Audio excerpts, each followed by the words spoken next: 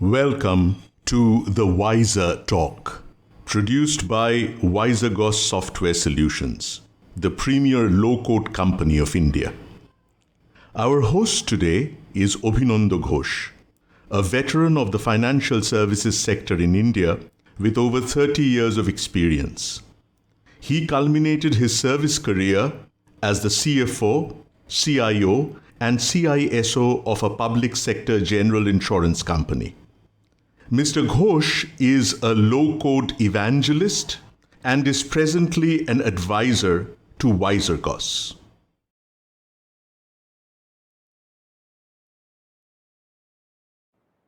Hello and welcome. Our guest today is Mr. Joydeep Roy.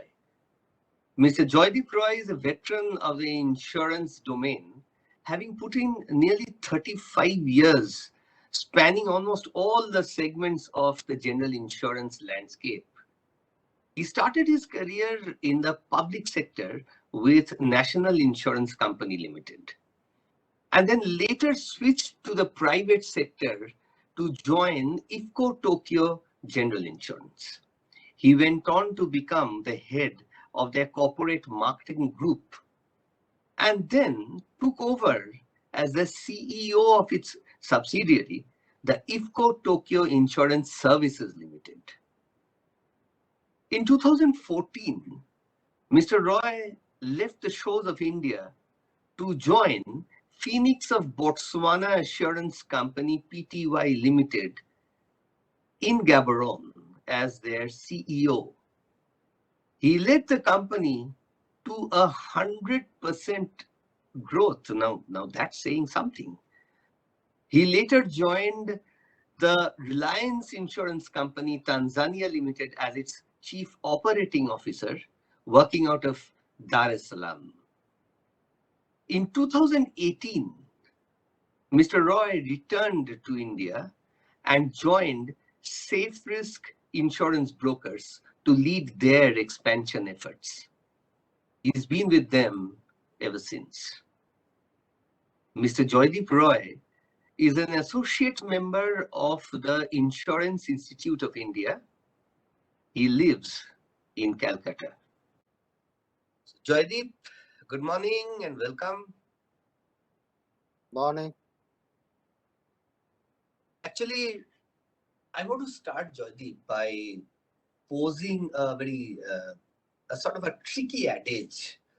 You see, you are an insurance industry veteran. You've got a long experience, and you've seen the entire spectrum from end to end. You've been in the public sector, then you've switched over to the private sector. You've been in the international arena. You've come back. You are now with a broker.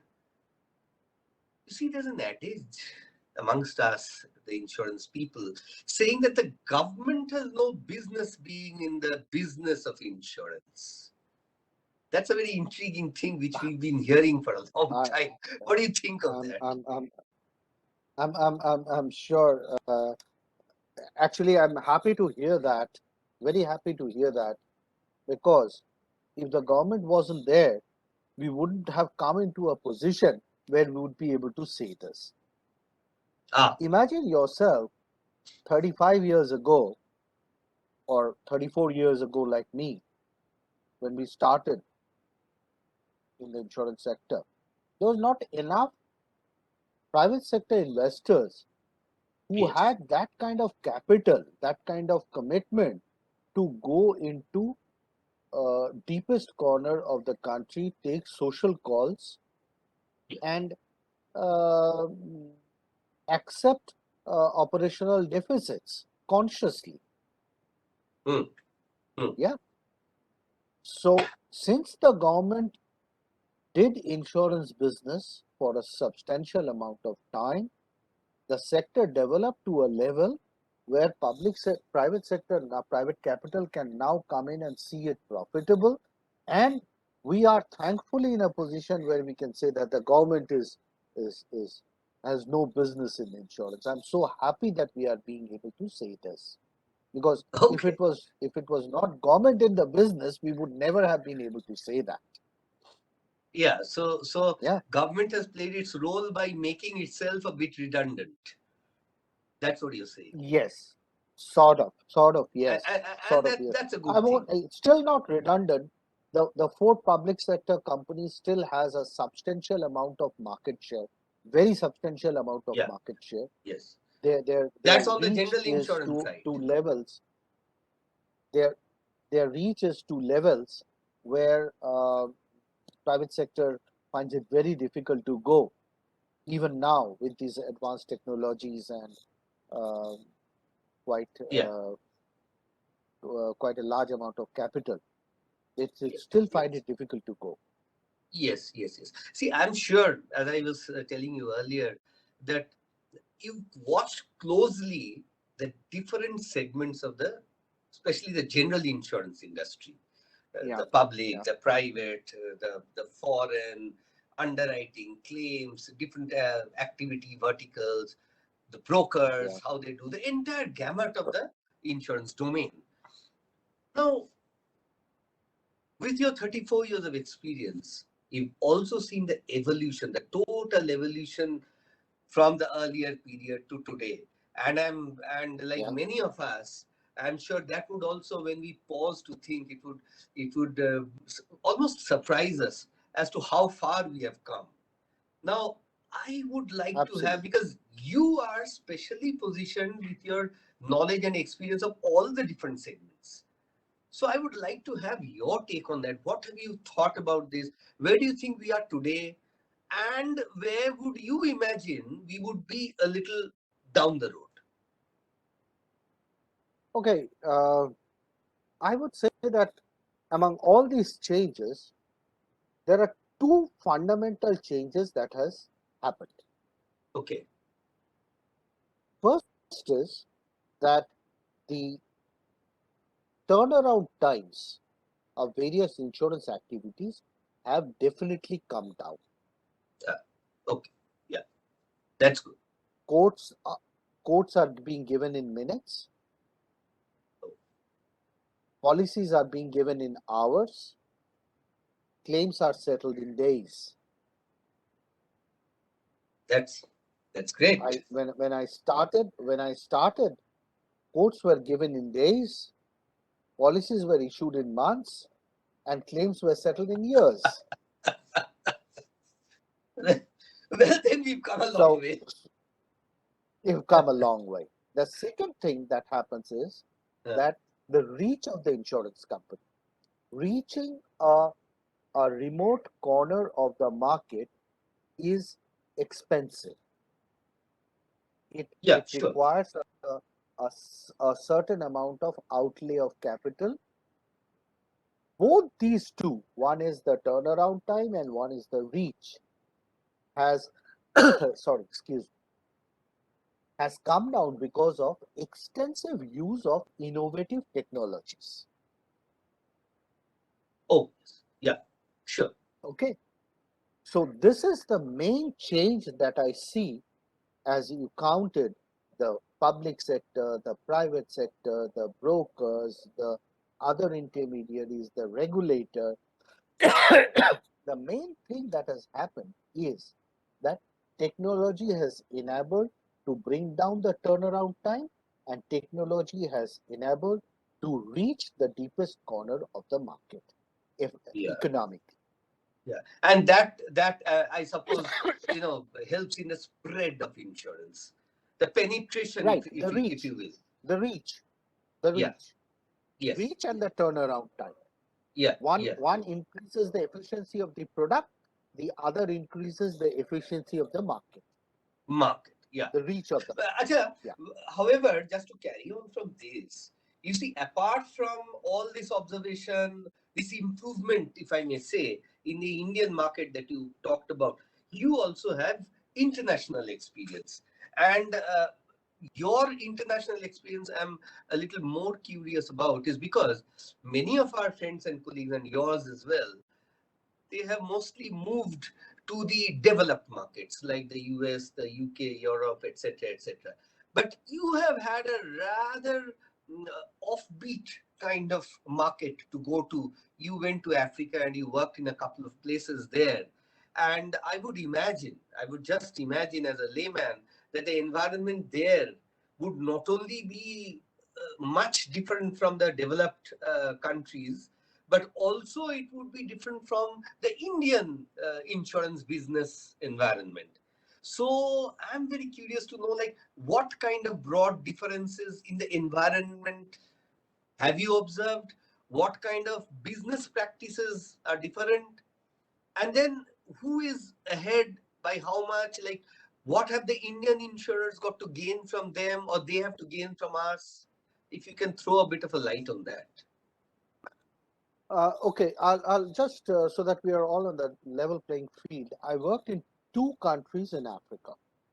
Okay, yeah. I had a stint in Botswana as Chief Executive Officer of Phoenix of Botswana, and I had a stint in Tanzania as a Chief Operating Officer in Reliance Insurance Company Limited, Tanzania. Nothing to That do pretty with much, our I would Reliance. imagine, it would cover the whole gamut of operations. Yeah, I guess so. Yes, I guess so.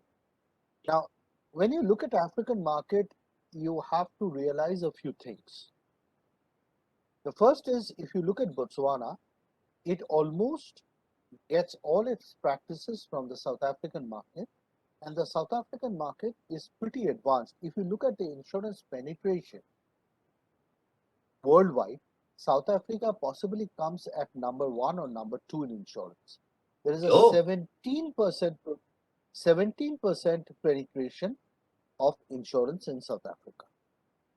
oh, wow, that's Okay. news to Against I think a 0.94% general insurance penetration in India. me, which really gives a stark contrast. Stark contrast. As a result, certain practices have developed, and Botswana more or less follows South Africa. There's a saying in Botswana that everything comes from the south, even the rains. Oh, yes. So, mm, so they have a lot of things common with South Africa. Now, when you look at the South African market, you'll find that, or the Southern African market. By Southern African market, I would mean South Africa, Lesotho, Swaziland, Botswana, and Zambia, Namibia. So, if you look at this Southern African market, firstly, the penetration is more. Secondly, the prices are not cutthroat. And thirdly, the practices are matured. Like in Botswana is not a pay premium first, we go on cover later kind of a country. Like India is. India is a 64 VB. Section 64 V. Oh, Yeah, yes. yeah. So there you can give your brokers credit. The brokers collects the premium, keeps it with themselves for a while, and then transfers it to you on a bordereau, which is not available in India. But if your premium doesn't come in, you can always cancel your policy. Oh, And yeah. what credit you would give to the brokers is a little is your business choice. Okay. In contrast to that, if you go to Tanzania, till about recently, there was this practice where brokers collected premium, but insurance companies had a little difficulty in realizing those premiums. So the Tanzanian market had a challenge of liquidity at times because the premiums tend to concentrate in the broker's hand. Though recently would mean say about 4 years ago, they have converted themselves into a pay premium first and I go on cover later market. So the Indian model, basically. Yeah, the Indian model. And for Actually, there's the a considerable. and just to take a minute out of this, just for the uninitiated, as you know, 64 VB is a section in the Insurance Act of India, whereby the risk commences only after the premium is realized by the insurance company, isn't it? Yeah, So first pay premium, then your risk starts. right. So technology-wise, both the countries are much behind India.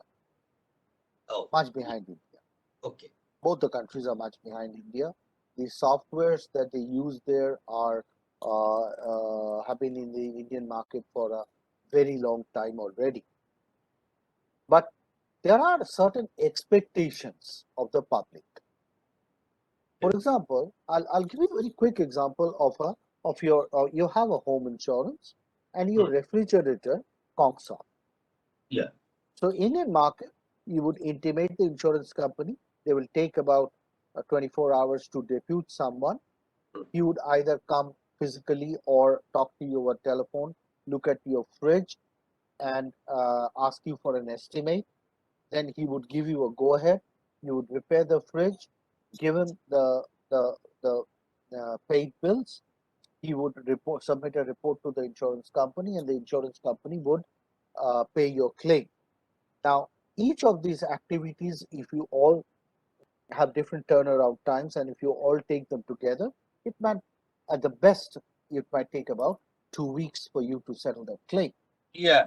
Whereas if this happens in the southern African countries, the expectation is that the surveyor would give a report saying that this would cost this much to repair, Okay.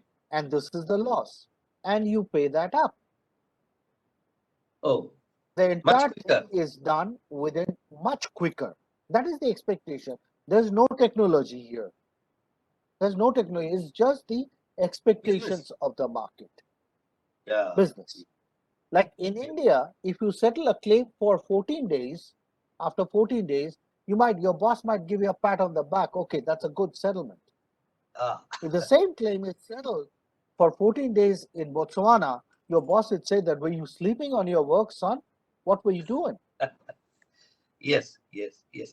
You were also mentioning about the very low insurance penetration in India. You mentioned something around 0.9%, especially for the Yeah, general insurance segment. Yeah, I know right, that. right.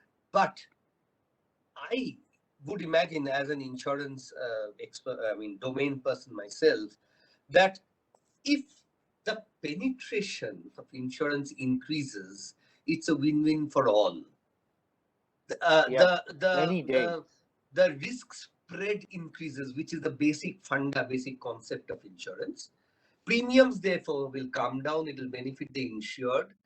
The reach will be more, the business volumes will be higher, and hopefully the profit margins will be higher, which benefits the insurance companies.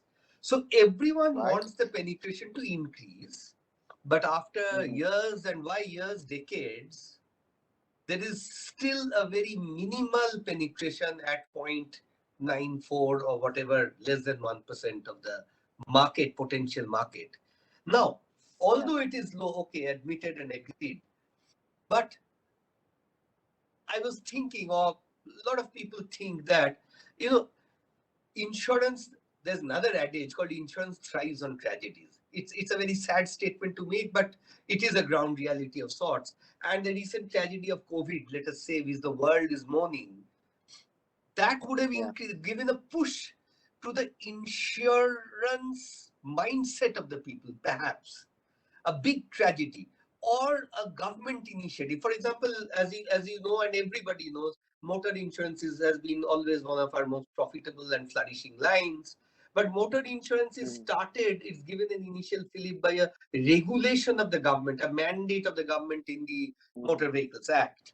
So, to yeah. increase the penetration, which is to the benefit of all, I ask you, as a veteran and experienced person of the insurance industry, would you say that government initiatives, government laws, mandates, and its own involvement would be a very significant step to take?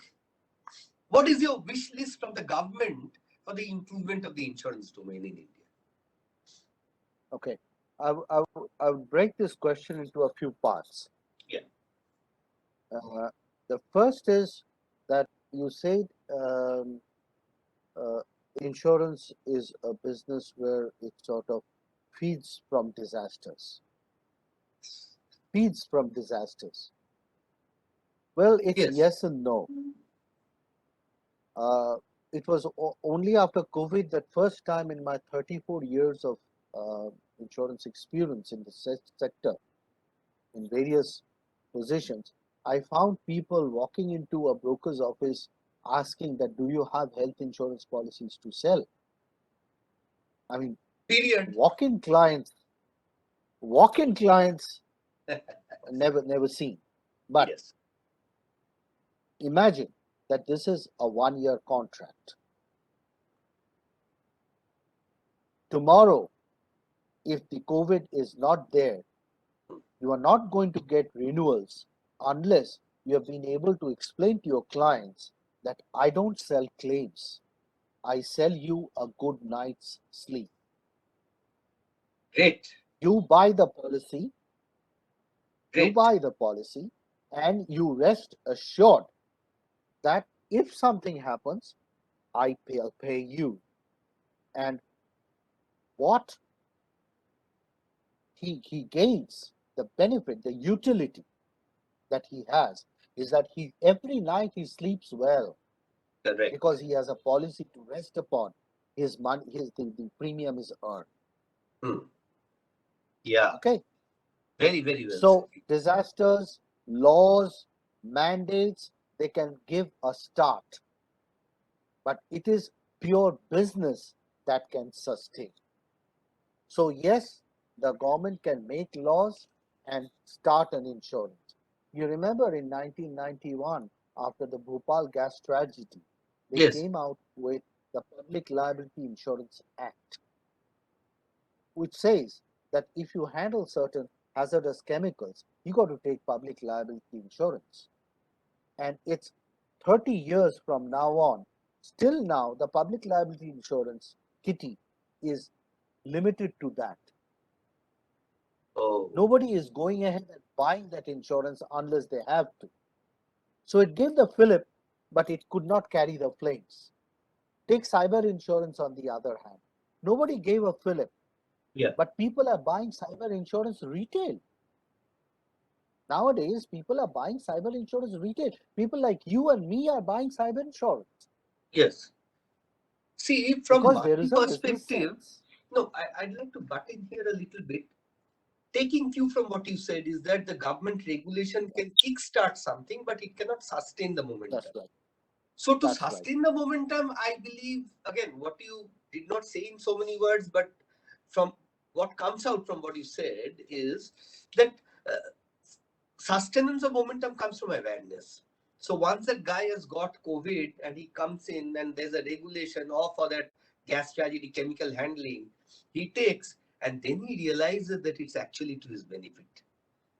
And then if he realizes, if the awareness is there, if the climate is better, insurance climate, safety climate is better, then he'll continue and the momentum will continue. I believe that's what you were sort of implying. Yeah, And for that, sometimes, the culture of the country also dictates. yes, yes, For yes, example, if you look at how health expenses are funded in India, you will find that a substantial part of health expenses are funded by friends and relatives, either contributions or interest-free loans. yeah, I suffer from a heart attack. I need to do a bypass surgery. I ask Ovinando that, do you have 2 lakhs of rupees to spare? right. I will pay you in 2 years. Can you give me that? He gives me 200,000 and I have a bypass surgery. Yeah.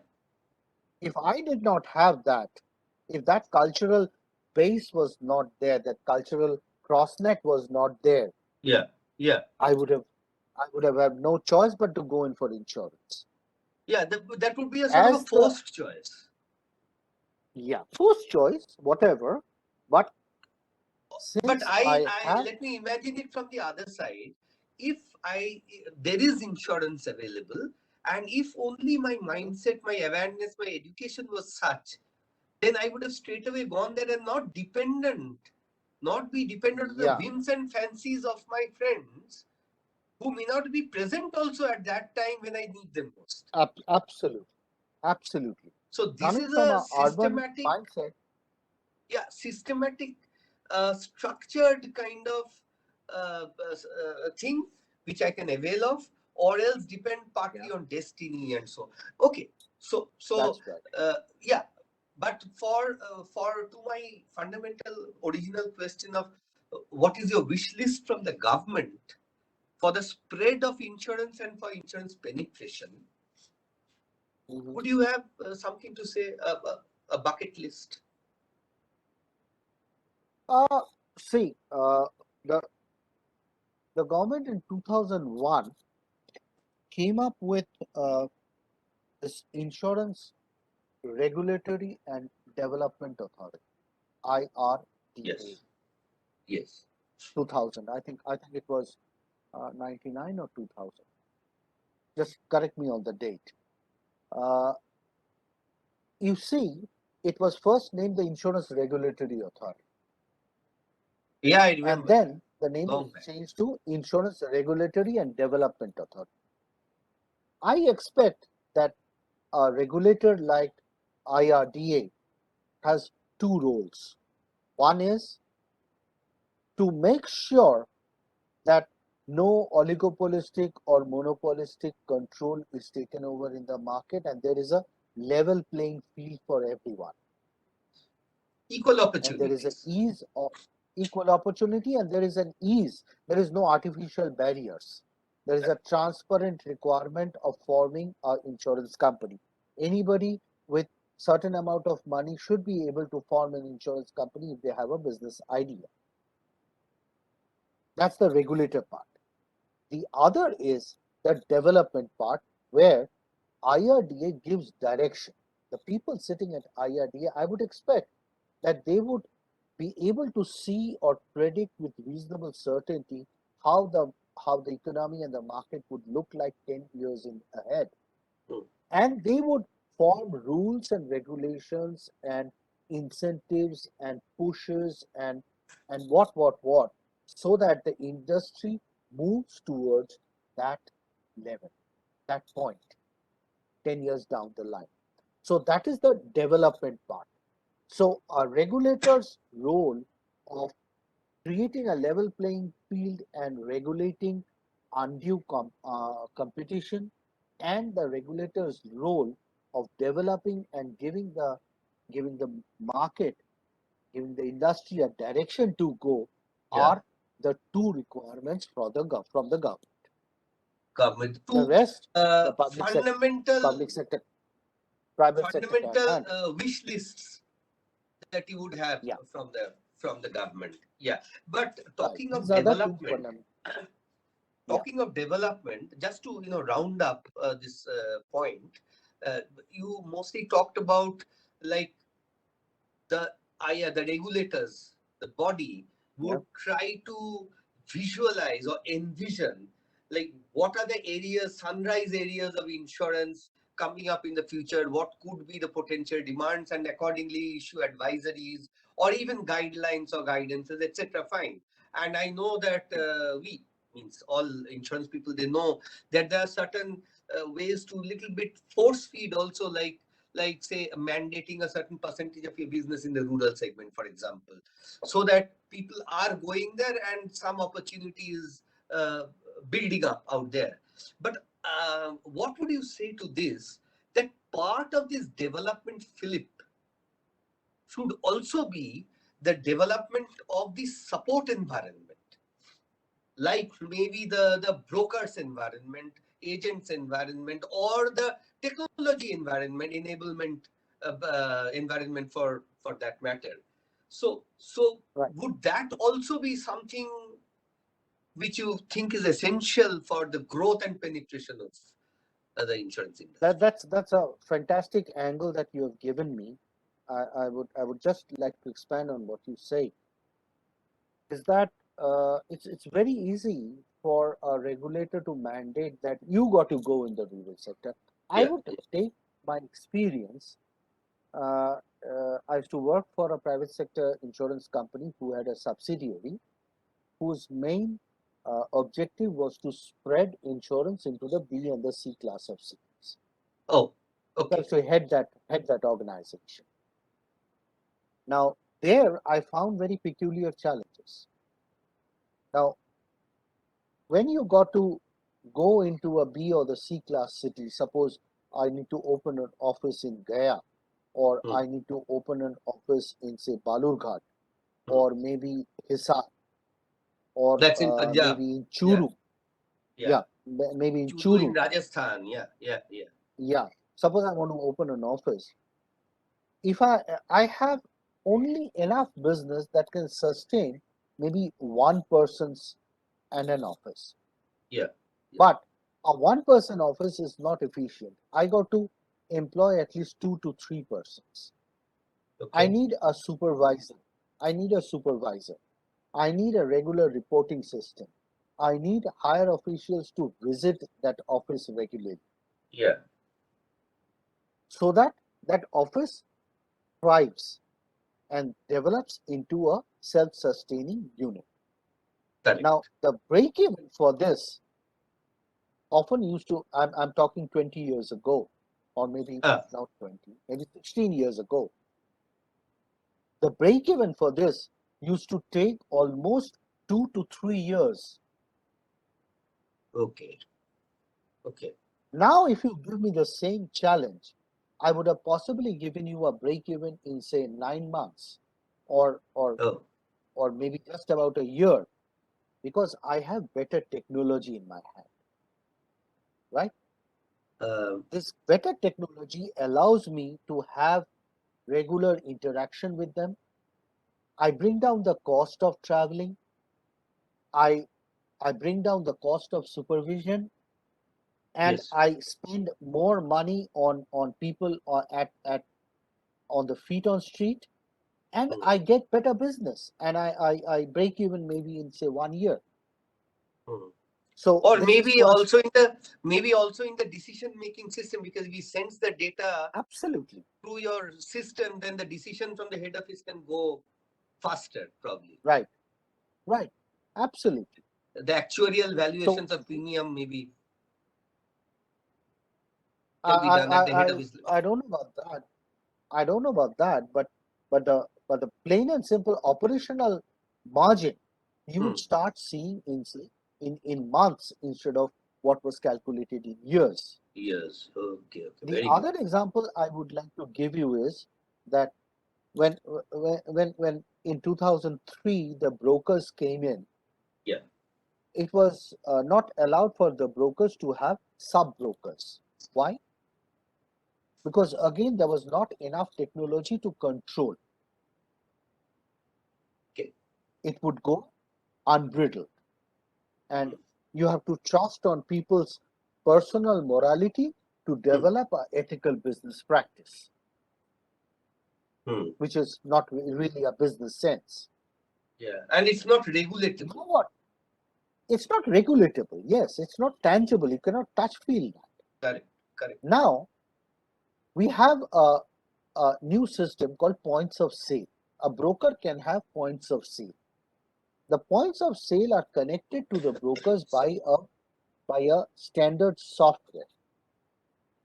Okay. This software is accessible by IRDA, accessible by in fact anyone, and you can have a tangible control. So today, when I work as a broker, it's nothing for me to set up a point of sale at a remote location, because I have a good system to bring up to sort of rest upon.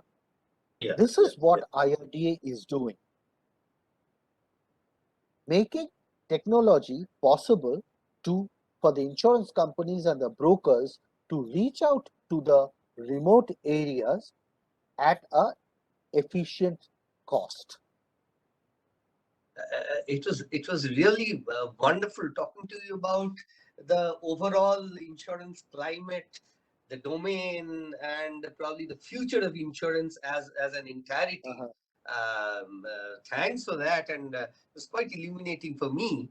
So at this point, let's take a Thank you break, so much. and we'll come back on the Yep. other side with the specific business techniques, tactics, and operational aspects of Okay. the insurance business.